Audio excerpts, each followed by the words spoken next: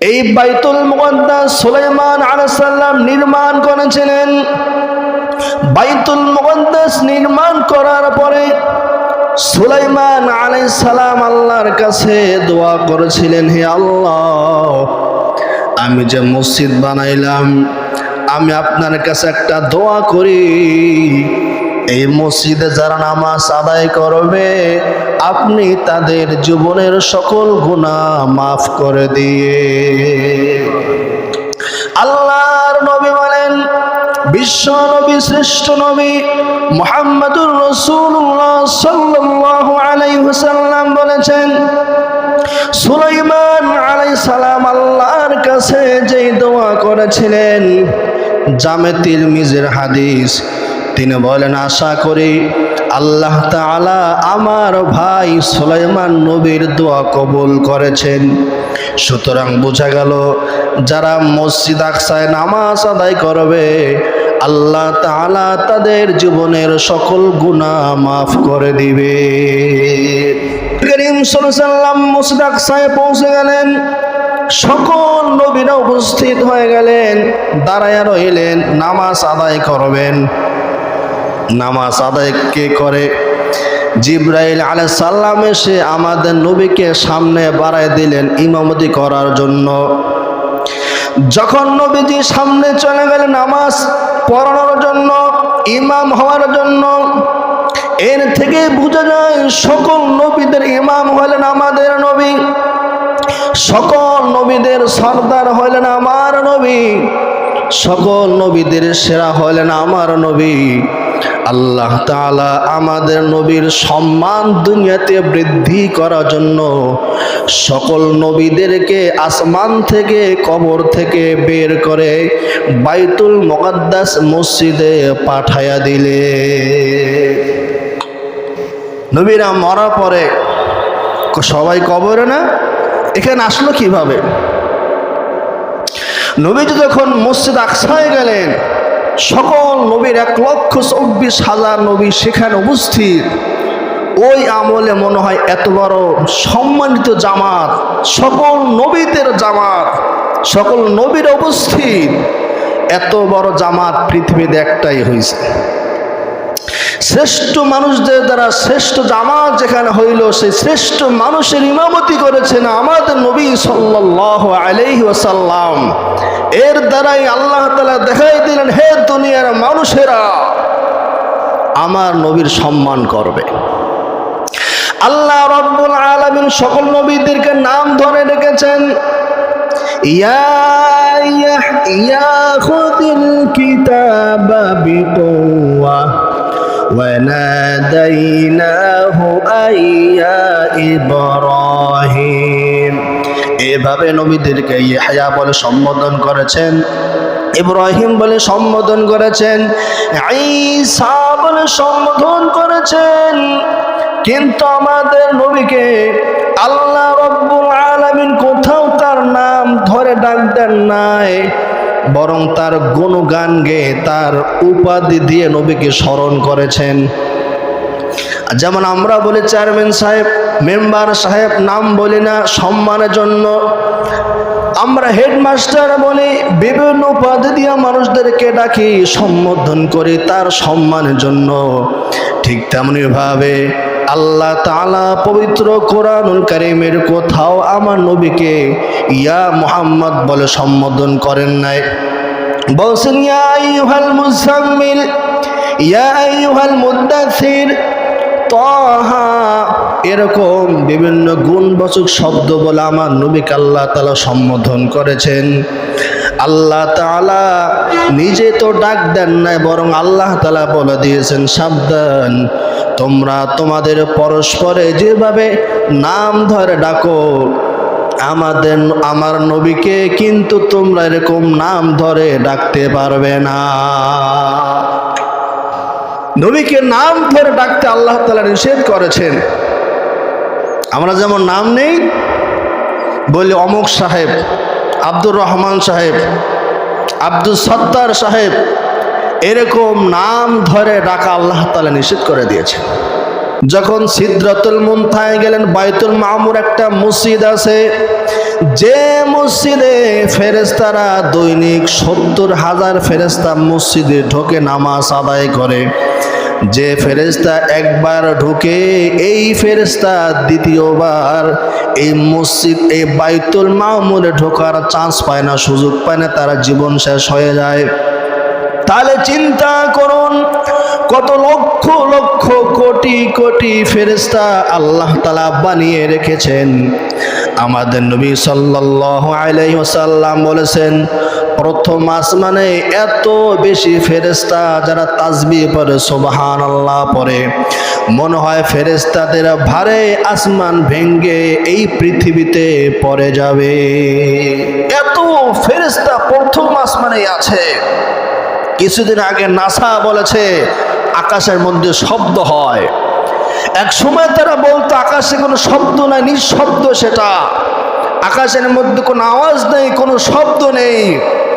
এর এক সময় তারা বলতো, মানুষ জানতো এটাই। কিন্তু এখন তারা উন্নত হয়েছে, উন্নত প্রযুক্তির আলোকে তারা আবিষ্কার করতে সক্ষম হয়েছে যে আসমানে অনেক শব্দ হয়, বিকট শব্দ হয়। তো নবী করিম সাল্লাল্লাহু আলাইহি ওয়াসাল্লাম বলে গেছেন, আসমানে যত ফেরেশতা আছে সকল ফেরেশতারা একসঙ্গে তাসবিহ পড়ে, আলহামদুলিল্লাহ পড়ে, আল্লাহু আকবার পড়ে।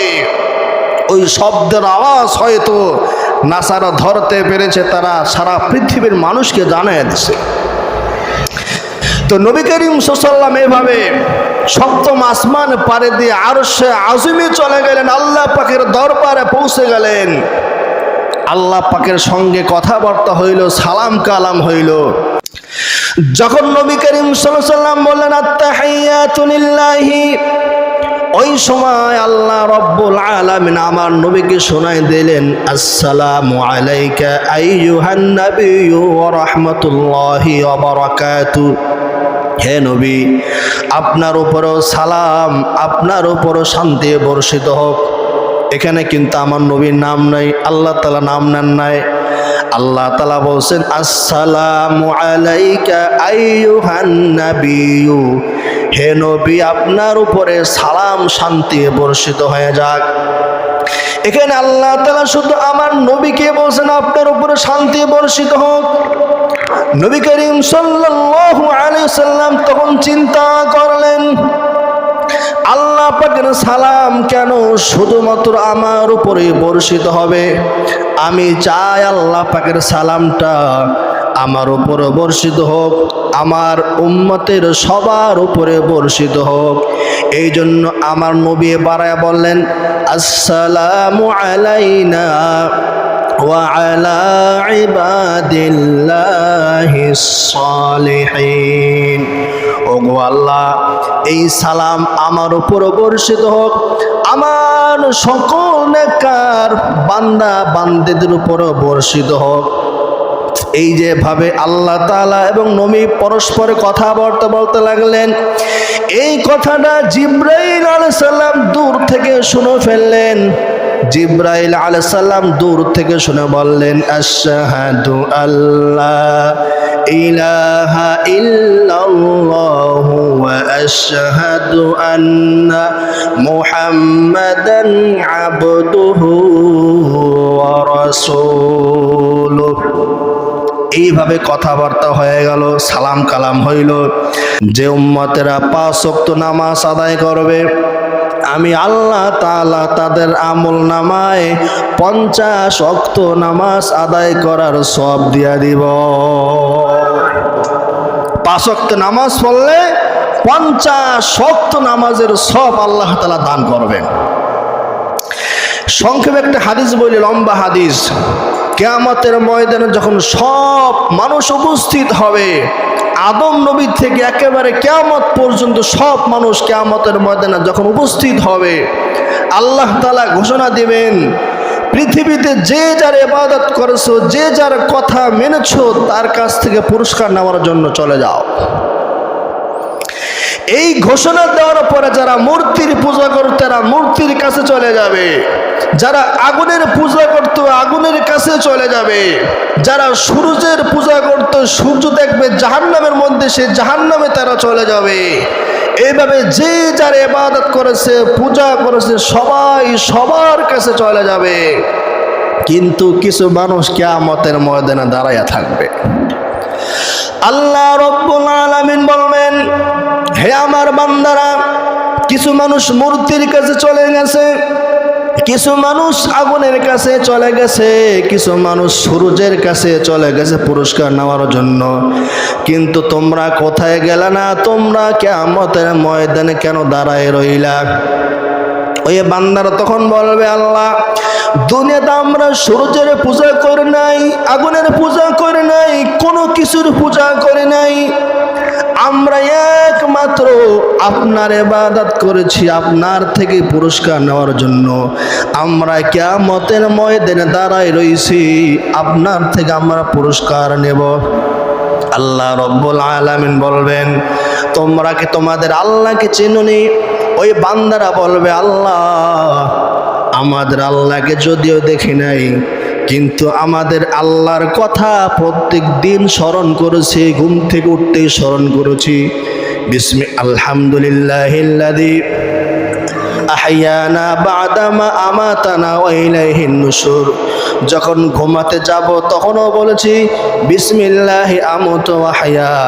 24 ঘন্টা আপনার আলোচনা করেছি, আপনার কথা শুনেছি। যদি আপনাকে দেখি, না দেখলেও কিন্তু চিনতে পারবো। আল্লাহু আকবার। আপনাকে না দেখলেও চিনতে পারবো। পবিত্র কোরআন বলে, তখন আল্লাহ রাব্বুল আলামিন ইয়াউমা ইউকসাফু আন সাক, আল্লাহ তাআলা তার পায়ের গোড়ালি প্রকাশ করবেন। আল্লাহ রাব্বুল আলামিন তার পায়ের গোড়ালি কিয়ামতের দিন প্রকাশ করে দিবেন, ওপেন করে দিবেন, খুলে দিবেন। এত নূর প্রকাশ পাবে, এত সুন্দর দেখা যাবে। ওই নূর দেখে কিয়ামতের সবাই সিজদায় পড়ে যাবে, সবাই সিজদায় পড়ে যাইবে, কিন্তু কিছু মানুষ সিজদা করতে পারবে না। সেটাও কিন্তু আল্লাহ তাআলা বলে দিলেন, ফালা ইস্তাতিউন। সবাই সিজদা করতে চাইবে, কেউ সিজদায় পড়ে যাইবে, কেউ সিজদা করতে পারবে না। মুফাসসিরিন কিরাম আয়াতের ব্যাখ্যা বলেছেন, কারা সিজদা করতে পারবে না? যারা 5 ওয়াক্ত নামাজ আদায় করতো না, 3 ওয়াক্ত পড়তো, 2 ওয়াক্ত পড়তো না, কিয়ামতের দিন তারা আল্লাহকে সিজদা করতে চাইলেও সিজদা করতে পারবে না। তাহলে যারা 5 ওয়াক্ত নামাজ পড়ি না, আমাদের কপাল কিন্তু পড়ে গেছে। কিয়ামতের দিন সব মুসলমানই জান্নাতে যাবে, আল্লাহ তাআলা কাউকে জাহান্নাম দিবেন না। তবে সাবধান, এই কথাটা বারবার বলি, যদি মানুষের হক নষ্ট করেন, এর হিসাব না দিয়ে জান্নাতে যেতে পারবেন না। যদি আল্লাহর হক নষ্ট করেন, নামাজ পড়েন নাই, 3 ওয়াক্ত পড়েছেন, সিজদা দিতে পারলেন না, আল্লাহ তাআলা মাফ করবেন, যাও বান্দা জান্নাতে চলে যাও। রোজা রাখতে পারলেন, আল্লাহ তাআলা সেটা মাফ করে দিবেন। হজ করা ফরজ ছিল, হজ করতে পারেন, এটা আল্লাহ পাকের হক, আল্লাহ চাইলে মাফ করে দিবেন। কিন্তু বান্দার হক যদি আমি নষ্ট করি, এটা আল্লাহ তাআলা কোনোদিন মাফ করবেন না। আমি নামাজি হলো, আমি রোজাদার হলো, আমি হাজী সাহেব হলো, আমি আলেম মুফতি মুহাদ্দিস হলো, আমি মসজিদের ইমাম হলেও যদি আমি বান্দার হক নষ্ট করি, আল্লাহ তাআলা এটা কখনো কিছুদিনে মাফ করবেন না।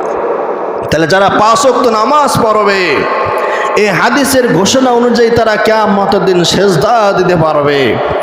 আর যারা 5 ওয়াক্ত নামাজ পড়বে না, তারা 50 ওয়াক্ত নামাজের সব তো পাবেই না, বরং তারা কিয়ামতের দিন আল্লাহর সামনে লজ্জিত হবে, তুমি সিজদা দিতে পারো না। এই জন্য ভাইরা আমার, এই আরেকটা হাদিসের ভিতরে এসেছে, মুসলমান আর কাফেরের মাঝে পার্থক্য হলো নামাজ। মুসলমান নামাজ পড়ে, কাফের নামাজ পড়ে না। এই হাদিসের কারণে আরব দেশের কোন কোন ওলামা কেরাম বলেন, যারা নামাজ পড়ে না তারা কাফের। আরব দেশের কোন কোন আলেমের বক্তব্য, বাংলাদেশের না, আরব দেশের কোন কোন আলেম বলেন, যারা 5 ওয়াক্ত নামাজ পড়বে না তারা কাফের হয়ে গেছে। তবে অধিকাংশ ওলামা কেরাম বলেন কাফের না, তবে কবিরা গুনাহ হবে। একটা মত পাওয়া যায়, একটা মত পাওয়া যায়, কিছু উলামা কেরাম বলে নামাজ না পড়লে কাফের হয়ে যায়। তার মানে বোঝা গেল নামাজ পড়া অনেক গুরুত্ব আছে।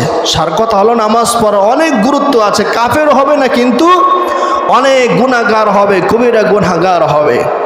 আর এক হাদিসের ভিতরে এসেছে, যারা নামাজ পড়বে না তাদের হাসর হবে ফিরাউনের সাথে, হামানের সাথে, কারুনের সাথে, অমুসলিমদের সাথে হাসর নাসর হবে।